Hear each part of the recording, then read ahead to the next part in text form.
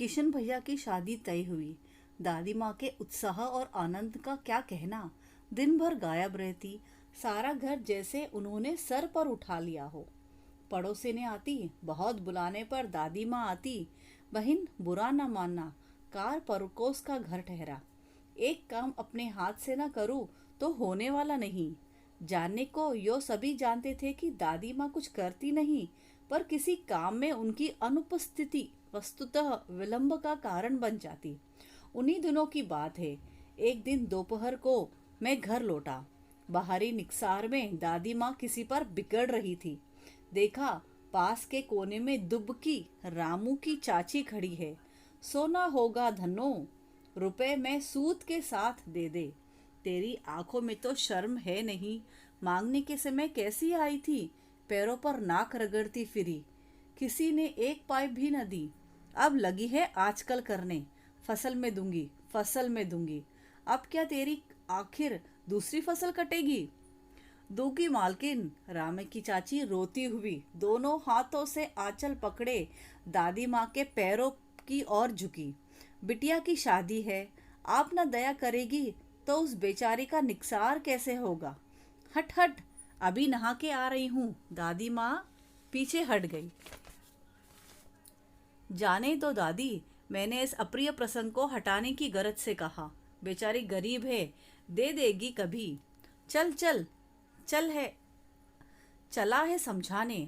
मैं चुपके से आंगन की ओर चला गया। कई दिन बीत गए, मैं इस प्रसंग को एकदम भूल सा गया। एक दिन रास्ते में रामी की चाची मिली। वह दादी को पूतो फलो दूधो नहाओ का आशीर्वाद दे रही थी। मैंने पूछा, क्या बात है धन्नो चाची?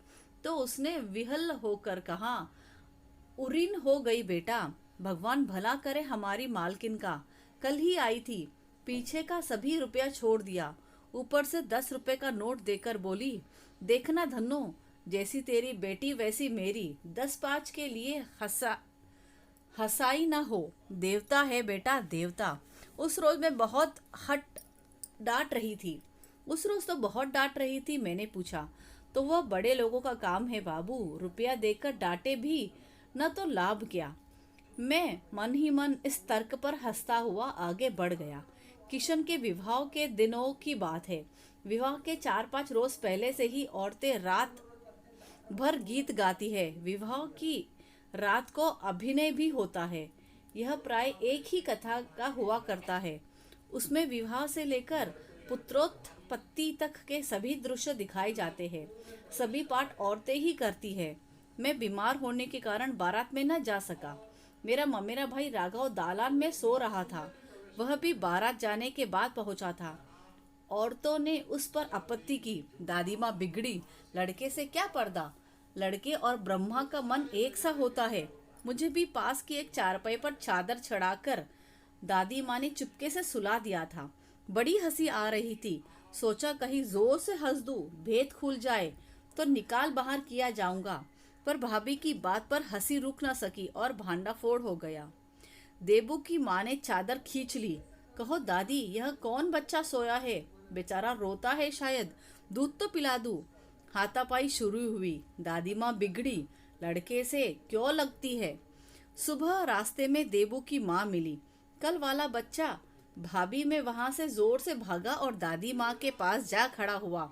वस्तुतः किसी प्रकार का अपराध न होने पर जब हम दादी माँ की छाया में खड़े हो जाते हैं, अभयदान मिल जाता। स्नेह और ममता की मूर्ति दादी माँ की एक एक बात आज कैसी कैसी मालूम होती है।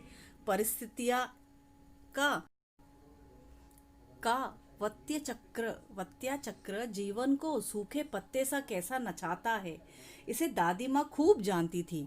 दादा की मृत्यु के बाद से ही वे बहुत उदास रहती।